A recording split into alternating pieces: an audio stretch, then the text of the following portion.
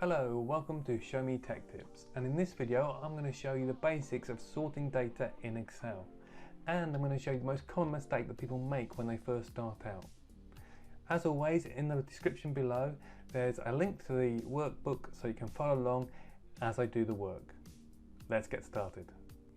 So in today's video I'm going to show you first of all what not to do, and then how to do things properly and get you into good habits when you're working with Excel. So let's have a look at this sheet. So I've got name of people, so I've got first name and last name, and then how many sales they've had.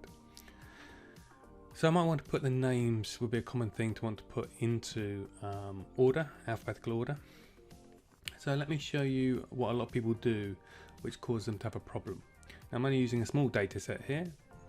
You've got to imagine that if you're doing this on a big data set you may not notice this is even going on. So I'm highlighting the data, which is the names, and then what I'm going to do is I'm going to go up to the top right and you'll see sort and filter. Now if I click on that, it gives me a little drop down menu, and I'm going to say sort A to Z. So the first thing you'll notice, of course, is that it's done the first names, but actually that's not the main problem. The main problem is the sales column did not move at all. So if I just go back, you'll see that actually Tara Haywood or Highwood had 1,949, and then when I did the sort, that turned to Adele Carline.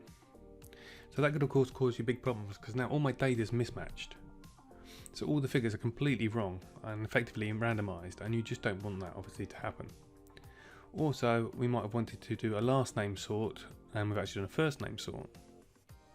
Now this becomes such a problem with Excel that they now give you a bit of a warning on the latest version. So I'm using Office 365. So let me show you what I mean by this. If we just highlight the last name and do the sort, so sort A to Z,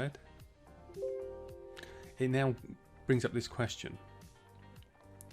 Now this only happens if you're doing one column. If you did where I did two columns, Excel assumes you know what you're doing, which may not be correct.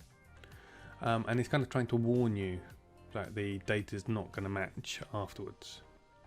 So it asks you, do you want to make it match, or do you want to carry on as you are? So you can see now it's done it properly. But if you're using an older version of Excel, you won't get that warning, I'm afraid. It's only on the newer versions, and it's so easy to miss. So the question is, of course, how do we get over this problem? And the answer is pretty simple. It's to use tables. And you'll hear me say this over and over again on my videos, that you need to put the data into table format because it just saves so much of the problems that people have in Excel and with misaligning their data, and this is a key example of that. So what do I mean by that? Well, we're just going to put it into a table so that Excel can see it as a table. Now sometimes people think it's just a formatting thing, particularly as it says format as table. It makes you think, oh, it's just making it pretty, but actually it's doing a lot more than that. So let's have a look and check out how we do this. So you highlight the table, so you can just do that with the mouse. It's one way of doing it, or click on part of the data and press Ctrl A, and that'll highlight the data. And then what you want to do is to put it as a table. So there's two ways we can do this. We can either go up to the format as table option up here and choose a design that we like. We've got quite a few to choose from there. Or slightly quicker is to press Ctrl and T.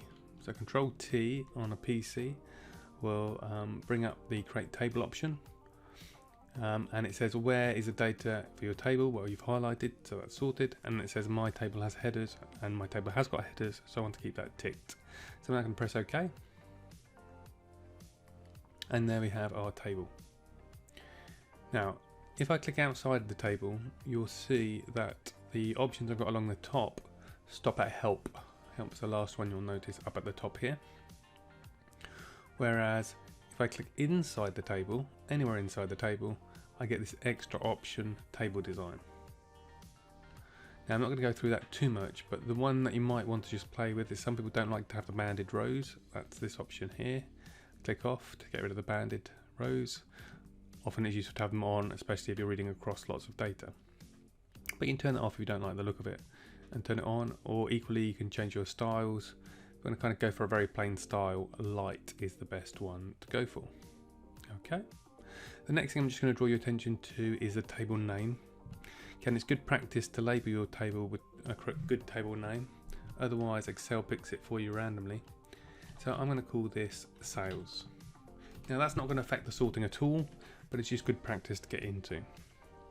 So now I've got my data into a table, it's going to be a lot easier to sort it. So now if I want to sort the data by last name, I'd click on the little arrow here. And you can see I've got 3 options at the top. The one I'm going to talk about today is the sorting A to Z. So I'm going to click A to Z and the data sorted. If I want to go Z to A, and you can see all the data travels correctly and is all kept together. Now you might already notice that although it's alphabetical on the last name, the first names are not alphabetical. And again, Excel tends to do this somewhat randomly based on the order you put it on, whether the order of the first names actually comes out correct. So you really want to tell Excel to make sure that they're coming out correct. So let's say I want to sort on last name and then on first name to get that correct. So in order to do that, I'm going to go back up to the Home tab, click on that, and then I'm going to go up to this Sort and Filter option again. I'm going to click it and you'll see the little menu come down. The one I want is Custom Sort. So it's saying it's going to sort by last name on the cell values A to Z. So this tells me the column it's going to sort on, whether I'm going to do colour or font or some other way, and then whether I want it A to Z or Z to A. Or I can do a custom list if I wish to, if for instance you've got a particular order you want things done by. But let's try and keep it relatively simple, and we'll start by sorting on last name, but then I want it afterwards to sort on first name. To do that, I'm just going to click Add Level. So it says sort by last name, then I want it to go first name. Okay, so it's now going to do the last name and the first name. So you'll see that the first 2 here, they share the same last name, so they should swap places. And there you go, you can see they swap places. But again, the sales have been kept in line. So in today's videos, we've gone through, we found how to make it a table. Hopefully you understand why that's so important now. Keeps all your data aligned and keeps all your data correct. And then you've learned how to do a simple sort on one column, but also how to sort on multiple columns. So this has been Show Me Tech Tips. Hopefully you've enjoyed it. If so, subscribe to the channel. I'll be doing more of these videos and hopefully helping you with your tech. Bye for now.